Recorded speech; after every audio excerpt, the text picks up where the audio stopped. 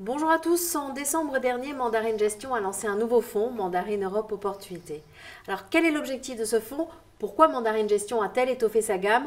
Quel premier bilan peut-on en tirer? On voit ça tout de suite avec sa gérante, Marie-Jeanne Missoff. Marie-Jeanne, bonjour. Bonjour Isor. Tout d'abord, quelle est la stratégie d'investissement de Mandarin Europe Opportunités? Alors Mandarin Europe Opportunités est un fonds européen, comme son nom l'indique, qui investit sur l'ensemble des pays de l'Union européenne et qui vise les capitalisations boursières supérieures à 1 milliard d'euros, mais essentiellement les large caps, puisque 70% du fonds sont investis sur des capitalisations supérieures à 5 milliards d'euros. Enfin, il vise les valeurs de croissance. Alors, vous l'avez dit, sur l'ensemble des pays de l'Union européenne, c'est un spectre d'investissement très large. Pourquoi une telle volonté? En fait, je précise toujours Union européenne au sens large, puisque en fait, certains pays de l'Union européenne ne sont pas encore dans l'indice de référence, le Stoxx 600, qui est l'indice de référence du fonds, mais certains secteurs ont plus de croissance dans ces pays-là. Donc je ne veux pas non plus les exclure. Et par exemple, la distribution alimentaire est en très forte croissance en Pologne notamment, alors que dans les pays plus matures, c'est beaucoup plus difficile, comme vous le savez, la distribution alimentaire dans l'Europe mature n'a plus tellement de croissance. Mandarin Gestion avait déjà un certain nombre de fonds à proposer. Pourquoi en avoir lancé un nouveau?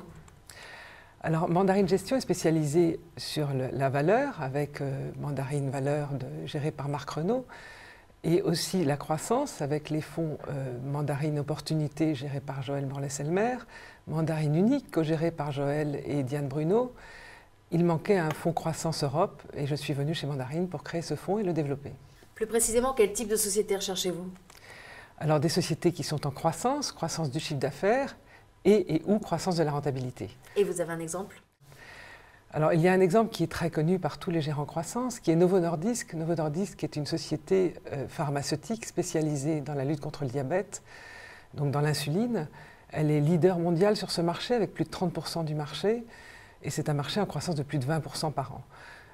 Alors, elle a eu un parcours un peu plus difficile ces derniers temps puisqu'elle s'est fait recaler sur le marché américain pour son dernier lancement, mais ça ne remet absolument pas en cause les fondamentaux de la société qui restent excellents. Alors, vous parlez croissance, mais concrètement, quelle est la performance de votre fonds?